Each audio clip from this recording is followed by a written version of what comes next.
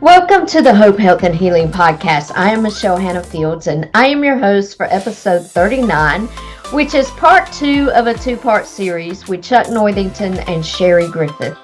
We continue our conversation today where Chuck and Sherry share what their journey of grief has looked like, how they've navigated through the hard days, what this season has looked like for them, and how they have really depended on the Lord for peace, comfort, and strength. They also share that in this chapter 2 season of their life, how God is really blessing their relationship. So sit back, relax with your favorite cup of coffee or beverage of your choice, and let Chuck and Sherry continue to inspire you today. Burden. Sherry, talk about your journey and kind of what you went through and where you saw God just really, His presence being real to you. Yeah.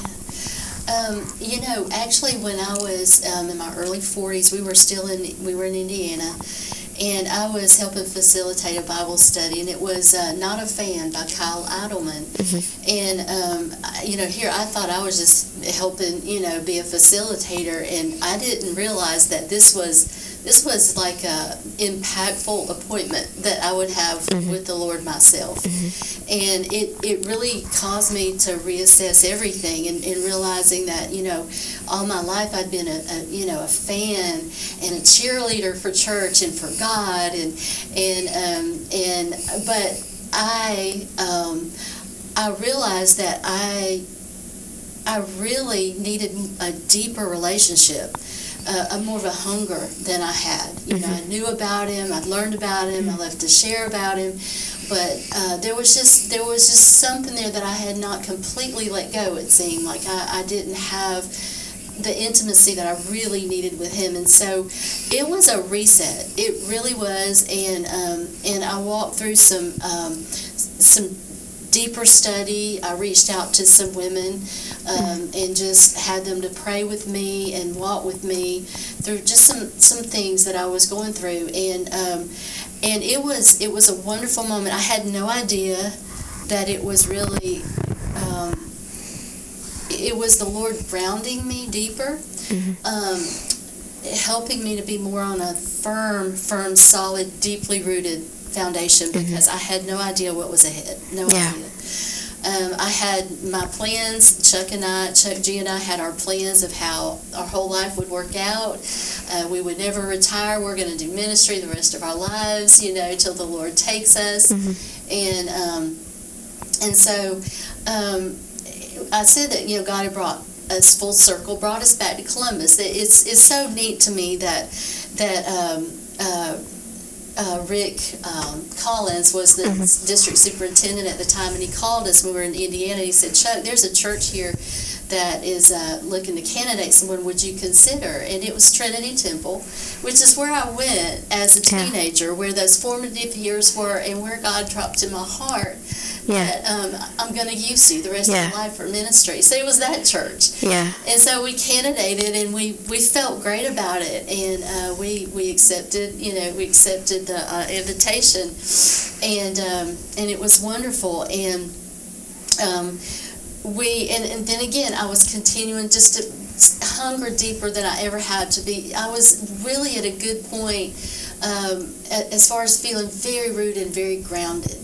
And I didn't. We were there. It was we came in 2013, and we were in our I think 8th year. I have to go back and figure. But Chuck, he was 57, healthy, vibrant, energetic, hyper, busy, had a lot on his plate, handled it beautifully, and was not on any meds, no heart trouble, just, healthy. And we had, plans to, do a lot more. But one day he just, without warning, he fell dead, of a heart attack, out of the blue. And so he and I were about to meet up to do something. I just gotten off work, so I called his phone to, just make sure we're on target to meet up where we were going to meet. And my daughter answered the phone, Cami, my younger daughter. And Cami said, "Mom, you need to come home right now." And that's where it had happened. She happened to be home early. He happened to come home early. They happened to meet up, which was very unusual. So she was there and able to call 911. And after a really long time, the EMTs brought him back. So we had a 9-day. Me and my two girls had 9 days with him in ICU. It was still, COVID restrictions had heightened again, so you could only take shifts. You could have 12-hour slots, the same person. So we were very stingy with that. It was just me and Macy and Cami taking turns, so we could be there constantly. What year was that? That was 2021 in September. And I realized then, Lord, I see why you took me a little deeper. You really brought me to a place where I can withstand this, because it was a tsunami for me. I loved that man, and we worked beautifully together. We loved ministry together. We'd go home together. We'd go have fun together. We did everything together. And so this was hard. This was like, aside from taking one of my children, Lord, this is the hardest thing I could do.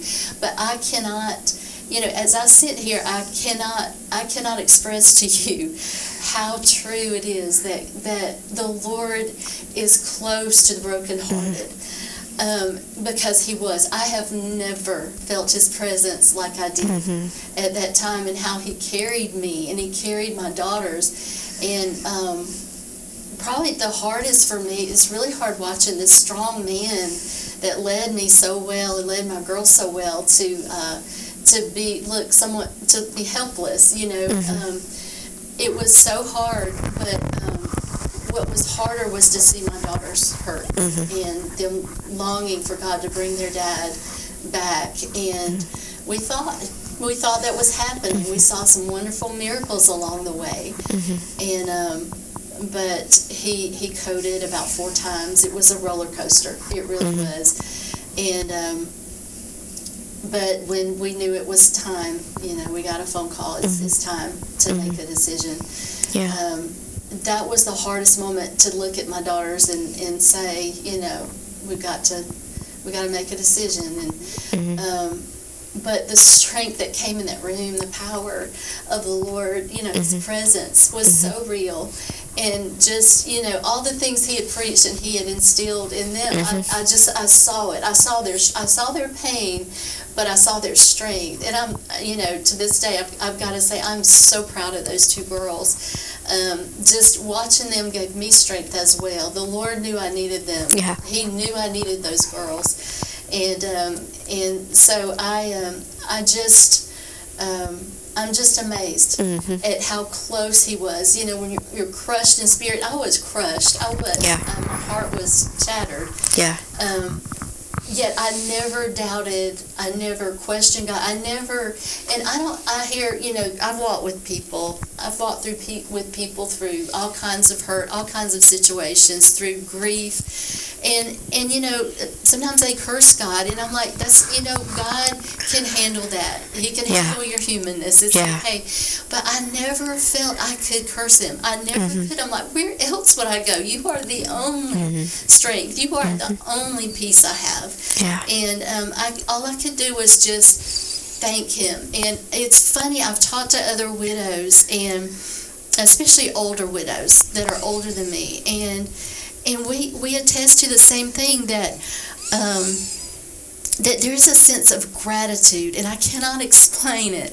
But even those 9 days, just at times I'd just go walk the ICU halls, and I would, Brandon Lake's song had just come out, gratitude, and I would sing it, and then CeCe Winans' song, Goodness of God.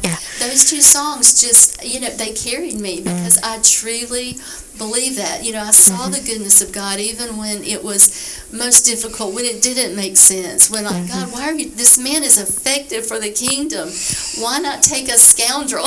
Yeah. Why him? Yeah. He's so effective. Yeah. But the whole time I knew, no, God, you are good. There's a reason. Yeah. You know what you're doing.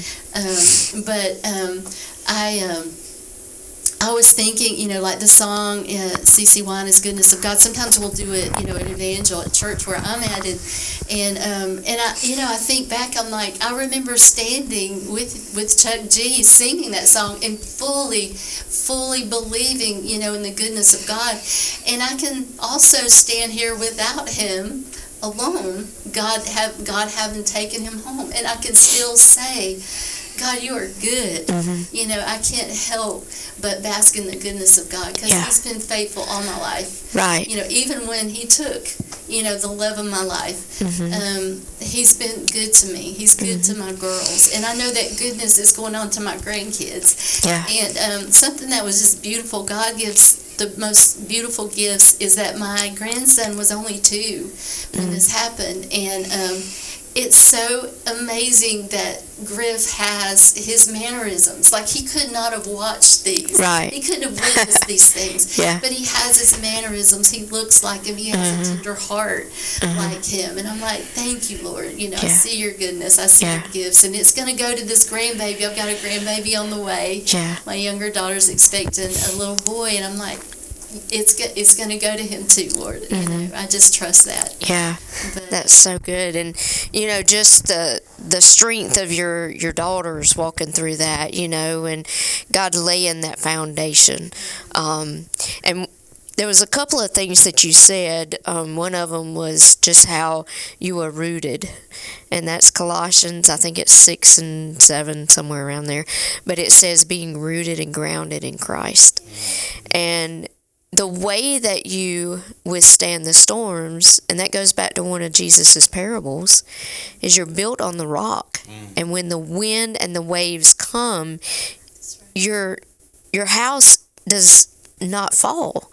Your house stands because you're rooted and you're grounded in Him.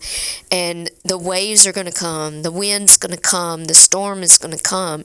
But when you have that solid foundation, your leaves might rattle. You might have a branch that kind of gets a little wilted. But your tree is going to stand because you're rooted and grounded in your faith, because you've seen the goodness of God. You've seen Him answer prayer time and time again. You've seen Him move in your life, and that's something that you can hold to. It's an anchor for your soul. I had a friend who once said, and I never forgot it. It was back when I think it was in Indonesia, the big tsunami. And I remember watching those. I still remember those images. They were horrific. And she said, those people were running for a structure. There was no structure. It was taken out, and they were running to a structure, and there was none to find. And I felt, that's kind of how I felt. I was firmly planted. It knocked me down. It took my breath away. Right. But I knew that I was planted, and I would come back up. As soon as that it was over. And I just never forgot that. But how important it is to be truly not just knowing about God, not being a fan, not just pointing other people to Him, but your own relationship. Like, God, I'm willing to let you have it all. I trust you that much. That's so good. You that much. Chuck, how about you when y'all were coming to the end of Wendy's life and just walking through that, and how you saw God's goodness to you and her in that time? She had been hospitalized in Atlanta. We got back home. Her oncologist called us like a week later to check in on us, and they really expected Wendy to be up and about, and saw how Wendy was in the bed. We were doing a teledoc, and she said, I want to see you tomorrow. Can you be here? I said, absolutely, we'll be there. So we got in the car and drove up to Atlanta that Friday, and that's when she just brought us in, and she said, we have nothing. I can't do anything else. There's no more. If I put you on another chemo, which Wendy had already been on 3 or 4 different types of chemos, she had been on 2 different clinical trial drugs, and we had signed up for a 3rd one. when she started getting sick. And so the oncologist, and we loved her. She was a blessing.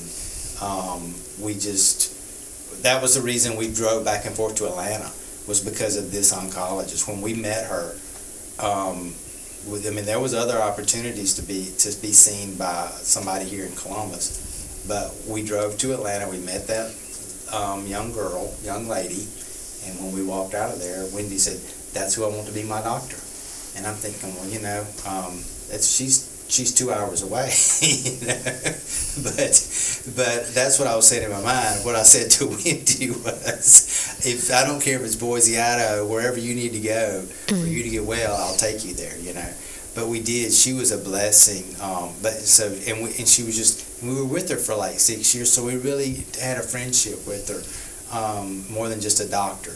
And she just brought us in, and she just says, the only thing I have to offer you is hospice.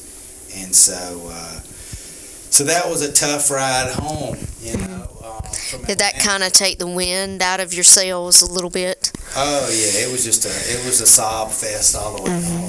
I was driving with one hand and holding her hand with the other hand. And I remember, as we were going down the interstate, and both of us drying our eyes and wiping our nose. She says, "What do you, how are you supposed to take it? When the doctor says go home and die." But as far as God's goodness, we had so many people. I had a friend. She was a friend of Wendy's that Wendy had worked with at Synovus, and they had moved off probably, 20 years ago, and we'd stayed close with them and vacationed with them, and I had called. Her name's Marisa. We call her Riri, and so. Once we had come home from the doctor with the, hospice is what it's going to be, Chris and Riri live in Arkansas. And so I knew it was going to be bad. It's going to be tough because they're so far away from us and they were so close to us. And so I called Chris and Riri and said, this is where we're at. And of course they were just, heartbroken. And So I said, maybe I can do, because Wendy was still pretty conscious most of the time then. I said, I'll get us I don't do social that much, FaceTime. I don't have an iPhone, I'm sorry. FaceTime is an iPhone, not Facebook. Yeah, FaceTime. We can do a FaceTime. I'll get the iPad out or something, then we'll do FaceTime. It'll be the four of us, right? We can do a FaceTime, and that way y'all can get to see Wendy. Maybe, be the last time, because you won't be able to travel. And so we didn't do that. And I just, so at that point, hospice had not, we were using hospice, they were coming to the house. But, so your question was the blessings that I saw. And so I tried to work a little bit, but anyway, Wendy was there in the bedroom, and I would sit there in the chair with her till about 8 o'clock at night. She was sedated, and then I would go to bed. And I got ready to go to bed. It was early. It was about 8 o'clock because she passed away in November, so the time had already changed. It was getting dark early, So I was like, go ahead and go to bed myself. And so before I went to bed, I said, you know what, I'm going to check my phone one last time, because I was keeping it on Do Not Disturb or something. And I picked it up, and it was a text message from Riri, And she just said, I had to come. She said, I knew if I asked you, you wouldn't let me come. And so she had driven, it was about 10 hours. So and she was out in the drive. She was out in the driveway. I had already closed the garage doors, shut off the lights for the night, and so she had gotten in the car because she didn't want to wake me up. She was going back to get a hotel room and try to come back the next day. And that was when I saw the text message. Was she was driving out of the neighborhood, and I grabbed the phone and I texted her. So she turned around and came back. And at that time I was overwhelmed. Yeah.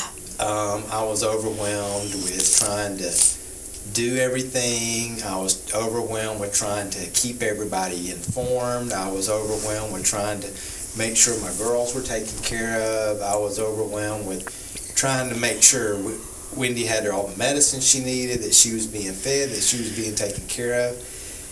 I just didn't know I was overwhelmed because I've never done it before. Right. I was in way over my head. But Riri had some experience taking care of her mom, who had passed away from cancer. So she showed up. I always called her my angel from Arkansas because she showed up just in time. There's not many of those around. No. Angel from Arkansas. And so she stayed with me that first 6 or 7 days, and then she had to go back. And she just looked at me and says, "You can't do this by yourself." And I said, "You're absolutely right." She goes, "I'm not leaving here until you've got a plan in place. So you can go in there and you're going to have to call some people, and somebody else is going to have to be here, and they're going to have to help you." And so I went in and started getting on the phone, and I called the sweet ladies in my Sunday school class, and I started lining up people that could come in and help me. And my second angel came through the door. And that was Wendy's sister, Lisa Key. She lives here, and she came in, and I was on the phone with some ladies from church, and I'm like, "Okay, I'm putting you down for Monday, right? I'm putting you on my spreadsheet. You can be here Monday and help me."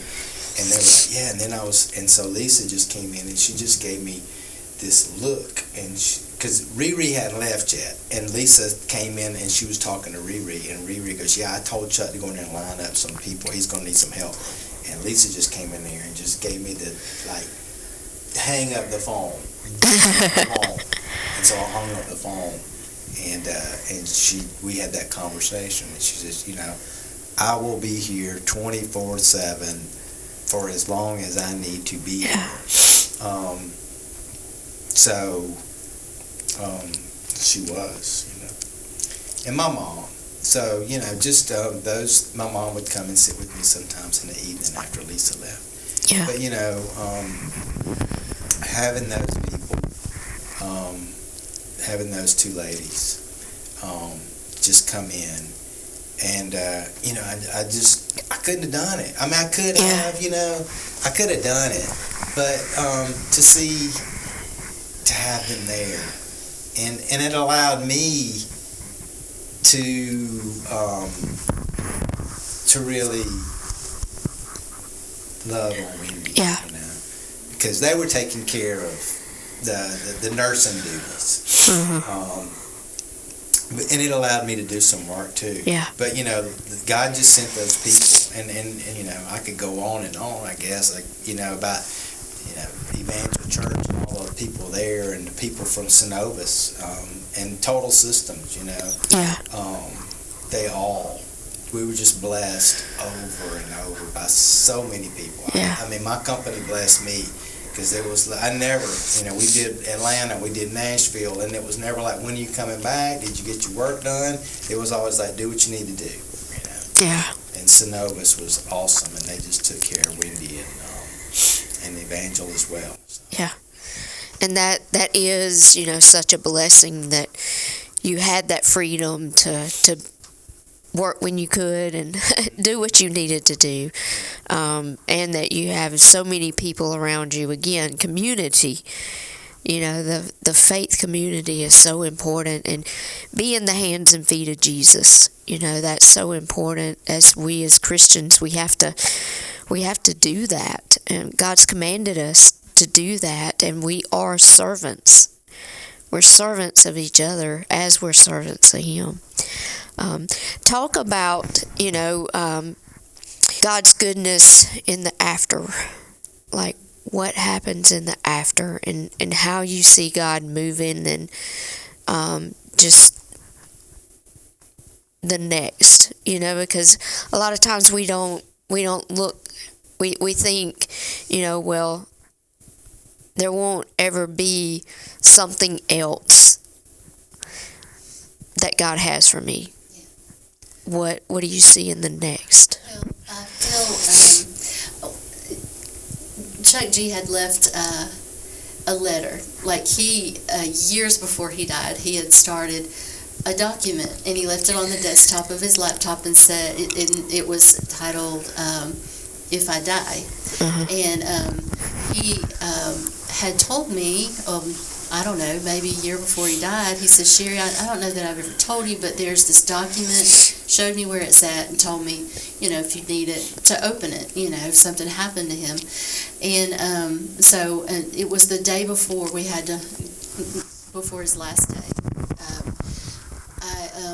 I felt the Holy Spirit urging me, because all this time I'm thinking, God's going to heal him, He's going to restore him, I'm going to bring him home. Yeah, we're going to have a lot of rehab, we're going to need a heart transplant, we're going to need everything. Yeah. But I thought that's how God was going to heal him, so I wouldn't open it, and until the Holy Spirit directed me to start praying differently, and that's what I felt. I need to open this, and I opened it, and one of the things he said at the end, he said to enjoy life and serve God, and take care of my girls, and don't let anyone take advantage of you. And things like that. Things a husband would say. And I, that meant a lot to me, because I feel like I'm breathing, I have a pulse. That means God's not finished with me. Yeah. He's not. It was a little difficult because my world had changed. I mean, when you are, church was so important to me. And if you're a pastor's wife, we were married 36 years. Yeah. And that's all we did together. And so I'm like, okay, what now? What does serving look like now for me? Because it's still in me. I still have this desire, and I feel this call to serve somehow, and it looks different now, and it's in a way it's been liberating, in that I don't have the demands of church life, because it's grueling. The calendar is grueling, and I don't have that right now, but I just am finding ways to serve, and I love that God is showing me those ways, and my church, I landed at Evangel. I took a few months to go somewhere else to heal. I needed just some distance from people I knew. I needed to heal, and then God brought me home to Evangel and made that my home, and people have been wonderful. Pastor Paul, he gave me, pretty soon after, he gave me an opportunity to reach out to other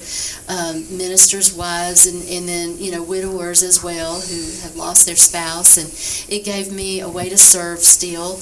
I'm still working, full-time job, and I serve it wherever I work. I feel that's my mission field at the time, wherever I'm at. But and then other opportunities came around to help serve, and, like with the women's events and things like that with the district. So God's opening doors and showing me ways to serve. I don't know what it will look like, but I'm happy. I'm content where I'm at, and I'm still looking if God has something else for me, what that might be. He's brought some wonderful people in my life. Some of the widows I have met have blessed me so much. And some of the stories we share, some of the things you wouldn't know. How does, suddenly losing a spouse affect the way you eat, your appetite, your, where you sit in church, like how it's some of the things I never considered that were so difficult. We share those things, and they get it, and so that's been great that I've had some time with other ministers' wives who are now widows, but God also brought someone very special who has walked through the same thing, and it may have looked different, but his was a lengthy sickness. Mine was like that. It was very quick. But it's so wonderful that he's brought someone, all the people he's brought into my life, but particularly Chuck Northington, and sharing, just sharing our grief. And it's so wonderful that you can, he can cry about Wendy, I cry about Chuck G, and that's okay. There's no, jealousy. I mean, we are seeing each other. I guess I should say that because not everybody knows that probably. Yeah. But I met him at church, and I see why God brought me to Evangel. I could have stayed where I was looking for healing, because there was a pastor I was with. It was a wonderful church. Rogers, and they're amazing, and they're still, I consider friends. And but there was a longing, one, to get closer to my house where I can be more involved in church, but also to be back in the assemblies of God. That's all I've known. And but I didn't realize that God had someone who would help me, and so it has been wonderful to have somebody like him that continues to encourage my growth in the Lord, and I can encourage him, and it has been really wonderful. So yeah, whatever God has, obviously I put it all in his hands, what the future will look like. But I'm enjoying the journey. It's hard. It's still hard. Yeah. And we talk about this. It's if we had our way, Wendy would still be here. Chuck would still be here. Our children wouldn't be missing their parent. I do have. My daughter got married, and after Chuck passed, and the hardest thing for me was like, Lord, she's going to walk down the aisle alone. That bothered me. And I remember everybody was gathered at the wedding, and the director said, the two of you stay behind. I want you to put her in your car, and I want you to bring her. And I'm so glad we had that moment, because of all the, everything was chaotic, and then it was just she and I helped her in the back seat in all her wedding gown, in the back seat of the car. And before I shut the door, I'm like, I could feel. This sounds crazy, but I felt that her dad was right there. Maybe he was doing this. And I felt this most beautiful peace. And then the moment that the music played and that beautiful girl walked down the aisle, I saw strength. I saw, the Lord is walking with her, and I was glad that no one stood in that place. That the Lord stood in that place. He's fathering her well. He's fathering my Macy as well. Yeah. Even though they're grown and married, we need that daddy, you know. And God has been so good, to be that, not a substitute. He is. Yeah. He is their dad, and he is fathering them well. And so I appreciate, and I probably got off. No, that's good. Keep going. But I just start remembering these beautiful things, and his Paige is going to be getting married in June, and I trust that the Lord is going to be that substitute when he's not there, and there's no one that can take that place, but the Lord is going to be strong, and he's going to be there for her, and she's going to have a testimony too of the goodness of God. That's right. And I think when I think about you, I think your identity was tied to Chuck, but I feel like God's given you a new identity. He's given you your own purpose. That's just yours. And I think that's what's so beautiful, is that when you're anchored in him, he is your identity.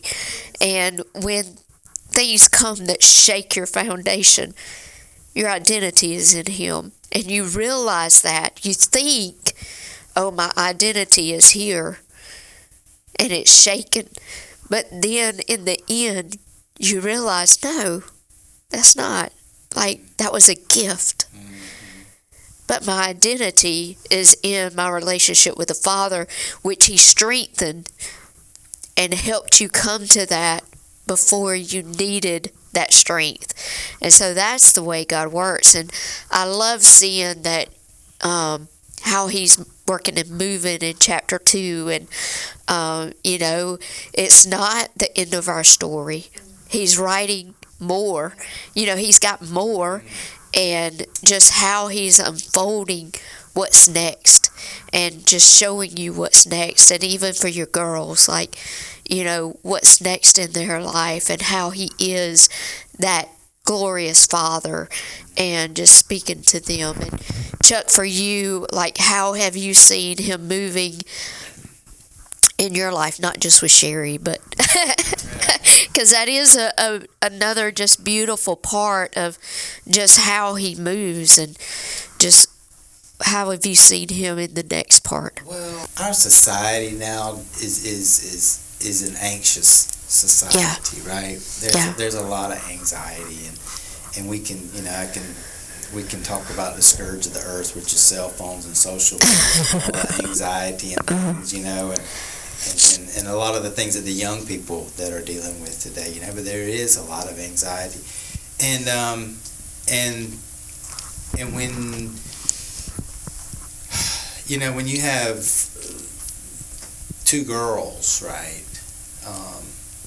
and then they lost their mom, and trying to, once again, going back to one of my earlier statements about, just finding joy in the Lord. One of my praises and one of my joys is that they at least were adult age, college age. I'm like, Lord, bless them girls if they would not have had their mama when they were 10 and 12, and they would have had to rely upon me to raise them up through those ages. But Wendy got them through that, and she had them in college, and she had given them that direction in life. So that was a praise, but then there's also the anxiety that just comes with it's all on me now. Right, there was always being the dad, and then being two girls. I could always go ask your mama. About 95% of the time, it was you're a girl. You two are girls, and your mom is a girl. Therefore, y'all go have that conversation with your mom, right? And I got to ditch out and go fishing or hunting or something like that, and they, and Wendy loved that, right? I mean, that was she loved, being the go-to. And so there's that anxiety that comes with that. There's financial anxiety, right? It's so when you have two incomes that are inside of a house, and then you only have one income inside a house, and you're paying for college and things like that, and weddings, and but the Lord is just I can remember the early days after Wendy passed away, and that level of anxiety that I had with those kind of things. But he's taking care of me, and he's taking care of them, and he's just, it's like his thing is just give me, he just trust him, right? And part of trusting him. And I was talking, I don't know if I was talking to you or I was talking to one of my girls this morning, and I said, it's hard. I know we say we're supposed to put in our trust in the Lord, and then we just, let him take care of it. And a lot of times we go, okay, well, I'm going to pray about it, and I'm going to let him take care about it, but we don't really release it, right? We're still holding on to it. That's the hard part. Yeah. We can pray about something, but being able to pray about it and give it to God, and then just walk away from it, and then go, okay, I don't have to worry about that no more. Yeah. That's a special skill. Yeah. That's a special level of faith, and especially when it comes to, big items like your girls and your incomes and things like that. But that's how I've seen him, is that time after time, he's just provided for me. And one of the things is providing this relationship I have with Sherry, you know, and sending her and putting her in my pathway, you know, and having somebody that knows exactly what I'm going through, or knew exactly what I was going through, right? Yeah. That I could sit here and I knew what she was going through, you know? Yeah. And just have that kind of relationship and friendship that we can share and understand each other's positions, and being able to be that shoulder to lean on, and be that friend and the companionship. And you know, and I tell, you know, it's really been, that's one of the things that's taken that anxiety away, you know, because here's another thing. When you're 58 years old or 57 years old and you lose a spouse, you don't always know that there's going to be somebody else out there. You know, when Wendy married me, I had a head full of hair, right? So then you start going, well, now I don't have the hair anymore. So you like, my granddaddy would always say bald is beautiful, though. It's beautiful. But yeah, there's that part too. So just Sherry's just been a blessing this week, you know. And that's the thing, is that we have such a nobody would believe us, but you know, it's like she just said. It's like it's like, what do you and Sherry like to talk about? And I was like, well, I don't know. We spend a lot of time talking about Chuck G, and we spend a lot of time talking about Wendy, right? Yeah. Because we just have such sweet memories. And I love Chuck G, even though I never met him. Yeah. Because she wouldn't be who she is without Chuck G, right? Yeah. Cammie and Macy wouldn't be, her daughters wouldn't be. I mean, he poured into their lives.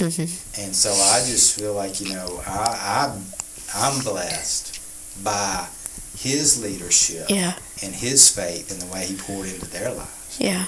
But yeah, God's just provided, you know, those are the different anxieties that I've sort of walked through over the past maybe year and a half now, that he's just proven to me, and my walk with him has gone so much deeper. You know, it was like, it certainly got deeper whenever Wendy was sick. And then after she was gone, it certainly got to be deeper and deeper.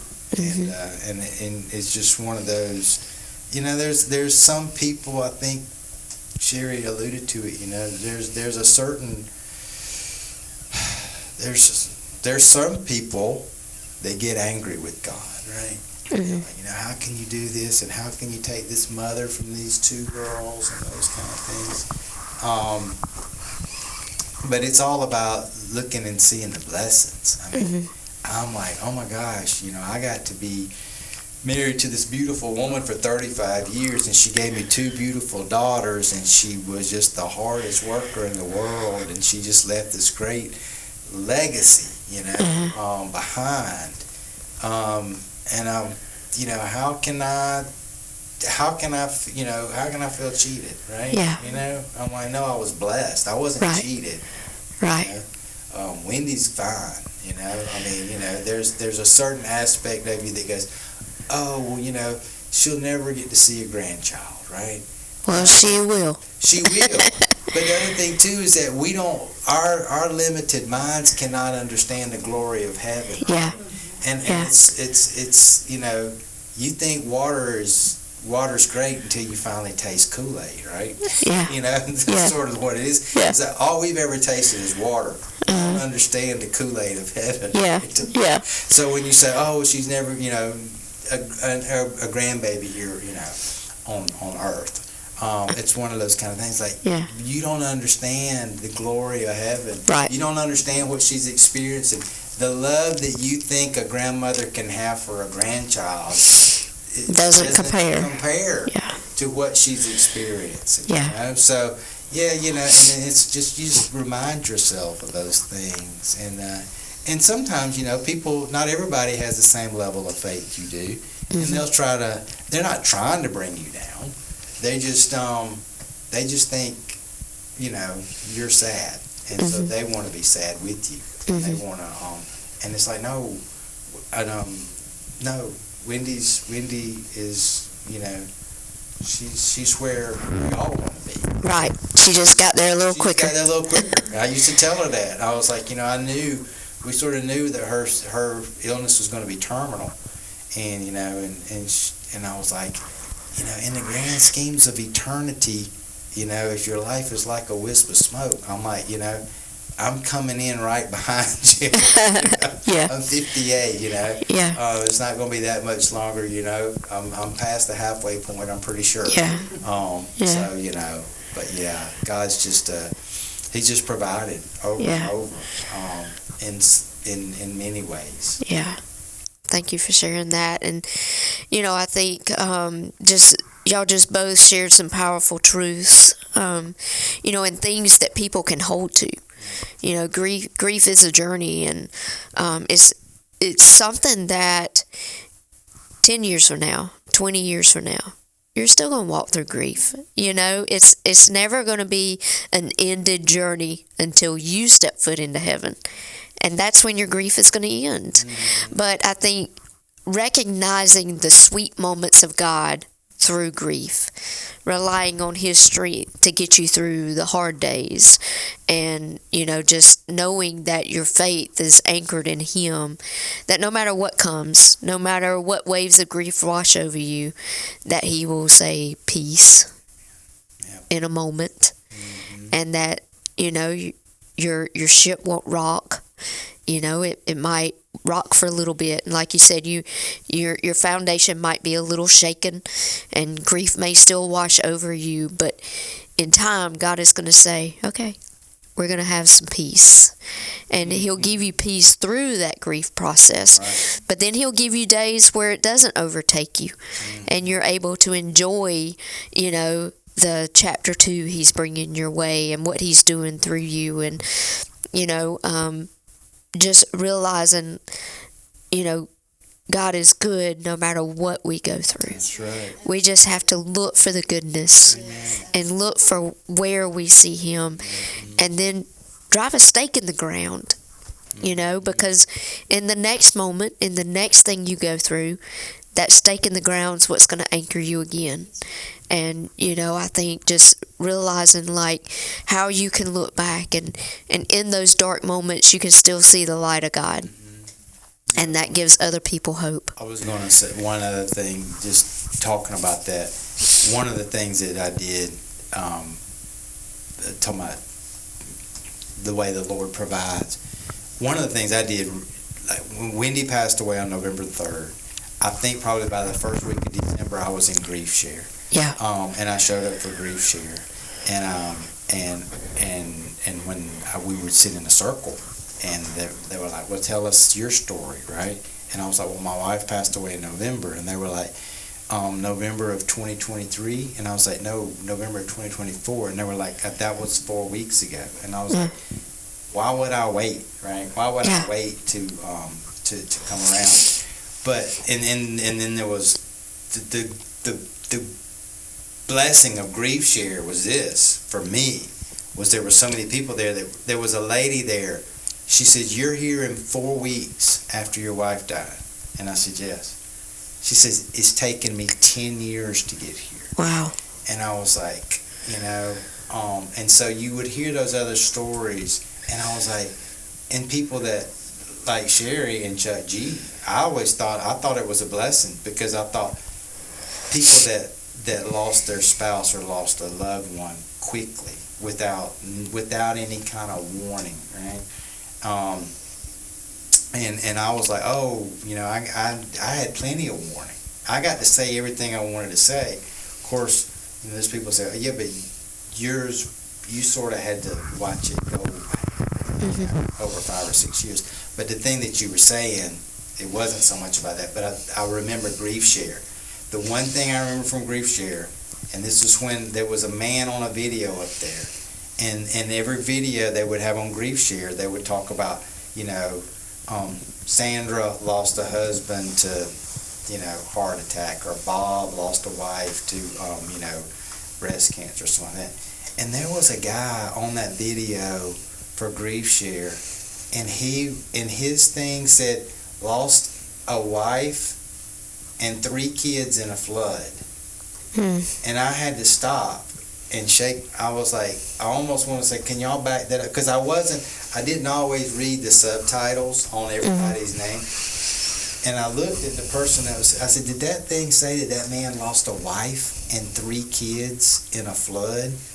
And I'm thinking, Lord, I mean, once again, you talk about my pain, and I'm thinking about how does my pain compare to the pain of losing not only he lost a spouse and 3 children, yet he's on a video for Grief Share talking to me about how to get through my grief.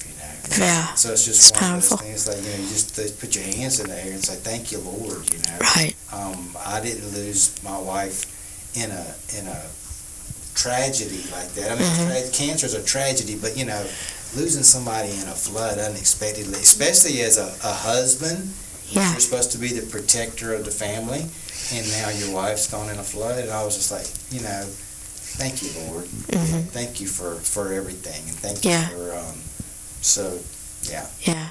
That's powerful, And you wouldn't have known this, but you said Sandra losing a husband to a heart attack. That was my mom. Oh, and I don't know if I just made the name up. I know. Oh. Yeah. My mom is Sandra, and my dad died of a massive heart attack. Really? It was 19 years ago. How about that? Yeah. And, just seeing her walk through that, and, just how solid her faith was, and, you're just seeing how God has moved in her chapter too. And she did Grief Share. I don't remember how long after my dad passed away she went through Grief Share. I want to say it was a few years. It may have even been, no, it was a few years. But then she was teaching Grief Share. Oh, yeah. And my stepdad was in her Grief Share class. How about that? He had just lost his fiance to cancer. Wow. And he had been her caregiver. Yeah. And he was in her Grief Share class, and they became friends, and they've been married almost 10 years. Wow, So, that's so cool. yeah. And so just how, God just blesses, Yeah. even when we're not looking. Mm-hmm. Yeah. So, well, do y'all have anything else that's on your heart? Any other thoughts? I just want to encourage any others that are walking through losing a spouse or a child, or just to lean on the Lord, and find your footing. If it caught you at a time that you weren't grounded, it's not too late to root yourself deeply in the Lord, in the Word. Let Him carry you. But as long as we're here, God has something for us. He wants to use us. He wants to bless us. And so I just want to encourage any others out there. And when he mentioned chapter 2, this is chapter 2. I'll be 60 actually in March. And yeah, this is my short window now.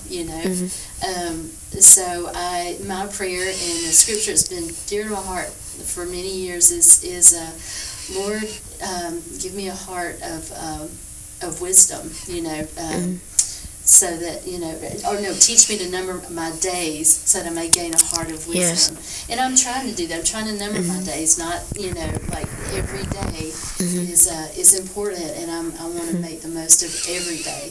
Yeah. I'm asking the Lord to help me do that. Yeah. So, as you count your days, making your days count. Absolutely. Yeah. Anything from you, Chuck? Any parting words? The most important thing that I could take away from this is that I could offer to anyone that was going through the loss of a spouse.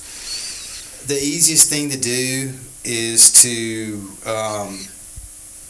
just lock the doors and stay inside and woe is me.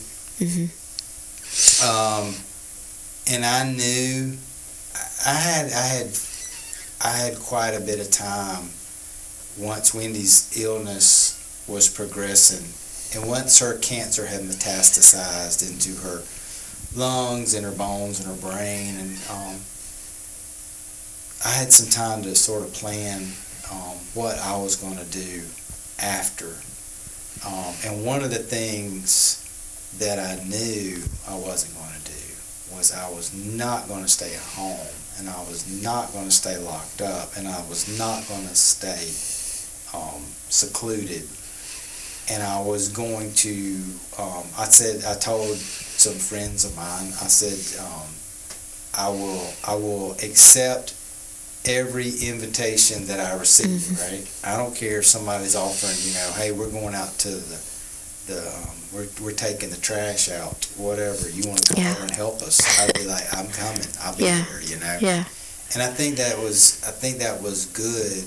It's mentally, it's good. Yeah. Because you just, you need to be around people. And the other thing too is that I tell people, nobody cares about your happiness the way as you care about your happiness, right? Your happiness is more important to you than it is to anybody else, right? And so you just have to take an active role in that. And you can't sit back and just wait for, your healing is your responsibility. And part of, when I say it's your responsibility, that is your, it's your responsibility through your faith and through your relationship with Jesus. It's your responsibility through especially if you're in a church, right? You have so many people that just want to love on you, and they want to do anything they can. Speaking for our church, I know that's the case. Yeah. So you have those opportunities, whether it's friends or church members or fellowship, I would have never met this beautiful lady if I would have just stayed secluded in a home, right? And not been out, at least attending church and services and those kind of things. So that's the thing, is that I'm not saying it's easy. That was the thing I saw in Grief Share. People were like, how can you be here, 5 weeks after your wife passed away? I was still at home. And I said, but, I need to get my, I need my medicine now, right? I mean, I've got a prescription here, it's Grief Share. Yeah. Why do I want to wait 6 and 7 months? Why do I want the pain to grow so great and then come to Grief Share? Yeah. Why not go ahead and do it now? Yeah. So just take an active participation in your own recovery, I think is the biggest thing I would say. Yeah, that's great advice. Well, thank you both for coming and sharing your story. And I just know it's going to touch people and just help so many people, just whether they're dealing with grief or just life change or whatever. Like, you've both shared incredible wisdom. And so I just thank you so much for your time today. Thank you for having us. We enjoyed it. Yeah. You're a blessing. Appreciate you. Well, thank you. Thank you for tuning in to this episode of Hope, Health, and Healing. I know that over the last 2 weeks, you have gleaned such wisdom from Chuck and Sherry. And I know that no matter where you find yourself in your faith journey, they have given you some words of wisdom and inspiration to continue on in your journey of faith. Join us next week as my friend Kelly Lentz shares her story of faith, what it's looked like for her as an actress of 30 plus years in Hollywood, as she has navigated through that as a Christian, holding tight to her faith and sharing Jesus with others. She also shares a new adventure with us where she has written a screenplay based on a true life story of a family who was gifted with a daughter with Down syndrome, and their journey of really just empowering her to live life to the fullest. Kelly also shares how you can be involved in the filming process and support of this movie. Join us next week on Hope, Health, and Healing for episode 40. And be sure to like and comment our show. And if you have not already followed it, follow us today and share this with your friends and family. Thanks and have a great day.